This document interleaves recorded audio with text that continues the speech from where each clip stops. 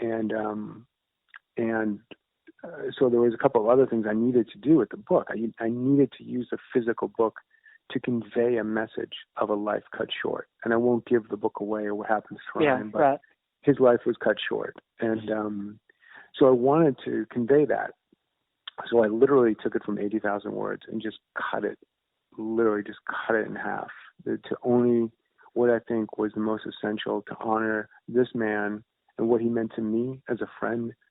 And I wanted to use a physical book to convey that message, the size of it, the length of it, the duration of it, the intensity of it. I needed to use the physical book, to really convey all of it, not just the words on the page. So I submitted it, and it was half the text that the publisher had contracted me for. So I got a call from, I think, the CEO, right, of HarperCollins or HarperCollins Creation. They said, "Hey, what's going on?" "What do you mean?" You're like, "Well, the original manuscript was 80,000 words. You're at 40-something thousand here. It seems like you cut it in half over the weekend or whatever it was." And I said, "Yeah." And he said, "Why?" So I told him what I just told you, that I needed to use that physical book to convey more than the words on the page. I needed to use the length of it I needed you to get the feeling stunned and shocked the way I was of a life cut short. And I needed it to end when it ended.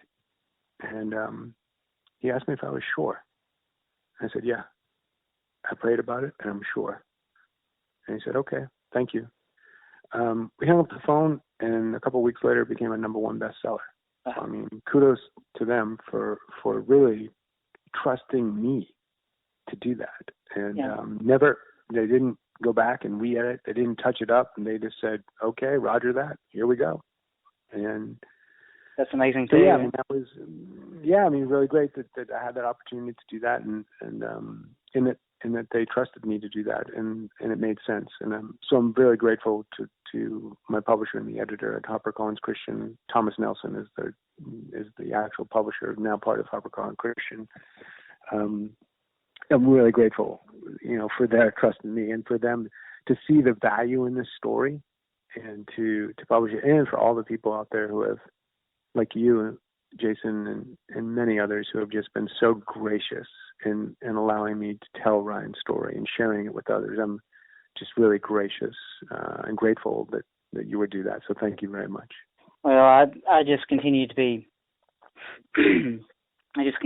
amazed by the story, and I'm really, really looking forward to the one on Richard as well. Robert, I have. If you have us, I'd like. Yeah. If you have us, I'd love to come back and talk to you with Richard. If you'll have us, I'd really be grateful for that opportunity as well. Yes, definitely. Thank you. And Robert, thank you so much for your time today. I know how busy you are. And so it's been my pleasure. Thank you very much, Jason. I'm very grateful. God bless. God bless. That's all the time I have for today. I urge you to buy A Warrior's Faith.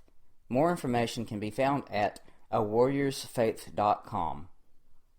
I'll be producing podcasts soon featuring a number of Christian authors who attended the ICRS, including Zuro, a drummer known as the Minister of Groove, who is releasing a new book called SOAR, S-O-A-R. Thanks for listening.